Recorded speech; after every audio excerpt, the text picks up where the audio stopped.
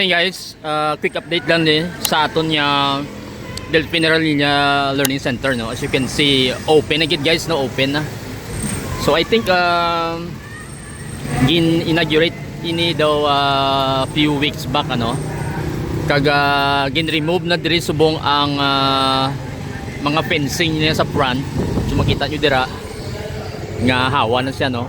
So basically may entrance dira sa kilid. Pero diri sa front guys open na, and then may mga bollards nga naka-install. Kung makita nyo dira, ini ganing area nga pwede ka walk in eh.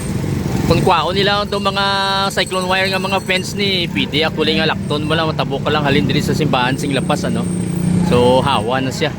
So do manamit man nila pag ubra kay daw sa tunga daw may circular nga section, no, nga daw may mga bulak kag may royal palm sa tunga, no, kung namin sa tanahon. And then I think doon may nakita ako nga mga siguro ba may mga office na nag-opisina sa babaw, kaya kita ko kayo na may nagasulod ng mga tao, no. So possible open na or operate na dito ang mga opisina sa babaw, ano. And then siguro sa try natin yung magsulod next time, no, kaya naglabay lang ko di kadali, no, para makita nato ng susulod sini. So namin sa tanawon guys kay open na gid siya. Paghawa na dire ang area sa front sang simbahan.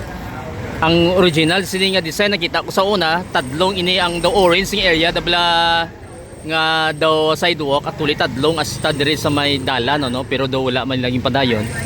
So do diretso bla daw even siya pakadto dire sa tubang sang simbahan sang lapas.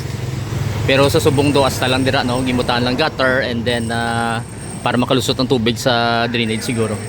So amo na ang ilang final nga ginobra dire. So amo na guys, quick lang ning aton nga update dire para makita nyo lang kung anong natabo dire sa aton nga Haranilla nga learning center.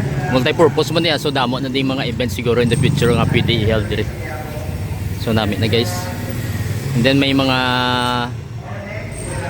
railings ganit siya para sa mga PWD naton.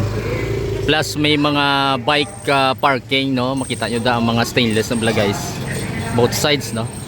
Diri lapit sa may aton yung mga tennis courts mayara man. So makita nyo da may bahay nga naka-blue nga nagasulod siya, no. So roughly base siguro sa opisina sa babaw. So muli na guys, nagtikal lang ko di kadali. See the next updates and videos. Thank you for watching.